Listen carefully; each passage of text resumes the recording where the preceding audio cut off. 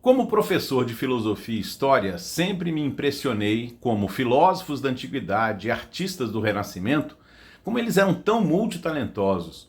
Criado eu no mundo do capitalismo industrial, do trabalho especializado, isso me soava estranho e misterioso. Só que isso não é bem assim. O ser humano nasce multitalentoso, o sistema que o especialista gritaria hoje Rousseau.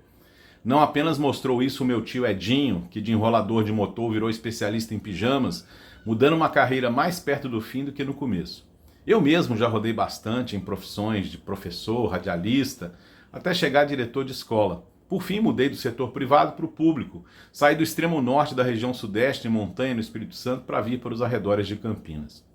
Outro que fez um verdadeiro plot twist foi o Jô Soares. De ator, humorista, para pai do talk show brasileiro, ele foi bem criticado quando, para fazer essa mudança, ele precisou sair da poderosa Globo, em uma época que não era tão fácil como hoje. Era sair da total segurança, e ele pôde mostrar mais dos seus inúmeros talentos.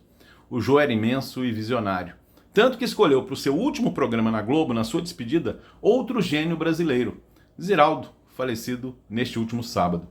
Torceram o nariz na época, achando assim não tão grande, para algo tão esperado. Era o último programa do Jô, mas o Jô estava certo nessa escolha. Ziraldo é conhecido pela imensa maioria de vocês como autor de livros infantis, o Menino Maluquinho especial. Mas o Ziraldo foi muito mais. Design gráfico espetacular, fundador do Pasquim e da revista Bundas, uma ironia total com a avó do Instagram, a revista Caras. Ele era um ilustre ilustrado. E se na Renascença a expectativa de vida era de uns 35 anos e os artistas viviam seus talentos todos intensa e rapidamente, com o surgimento das vacinas e dos antibióticos, hoje permitimos viver mais, então as vidas vão se multiplicando na nossa vida. O meu Ziraldo não foi do Menino Maluquinho. Conheci ele ainda criança por uma revista chamada Fotopotoca, que minha mãe tinha da década de 60. Nela, fotos do noticiário ganhavam legendas irônicas que as tornavam ainda mais chamativas. Ziraldo era o autor das legendas, e com ele aprendi o poder das imagens. Depois, adolescente, nos fins da ditadura militar, eu comprava o Jornal do Brasil e ia direto ver a sua charge publicada na página do editorial. Lá, com arte, inteligência e ironia, ele punha em traços os detalhes do fim dos anos de chumbo, ironizando tanto que a censura deixasse falar dos descalabros dos militares. Meu Ziraldo foi do livro Anedotas do Pasquim, que no fim dos anos 70, eu ali com uns 13 anos, ele autografou com dedicatória ao fim de uma palestra que, salvo engano, aconteceu no auditório do Colégio Macedo Soares, em Volta Redonda. Infelizmente, perdi o livro em algum momento, mas lembro da pergunta que fiz a ele na palestra.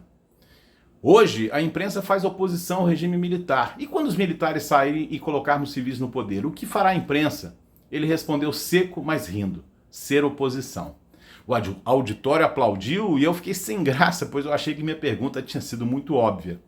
Porém, no final da palestra, eu levei o livro a ele e ele escreveu a dedicatória, que foi uma das coisas mais marcantes que recebi na minha vida. Eu diria que decisivo para o que fiz na minha vida depois. Um menino de 13 anos ouvir de um ídolo como ele me descrever daquela forma na dedicatória me encheu de autoconfiança para o que viria pela frente. Por isso, a despedida do Ziraldo é sim a despedida de um artista à la Renascimento e merece todo esse espaço. Ziraldo foi tudo isso mais um pouco. Em outro vídeo, eu vou falar de outra coisa que o país precisa para que mais Ziraldos apareçam. Ah, e se você quer saber o que ele escreveu no livro, pede aí nos comentários que eu conto no próximo vídeo.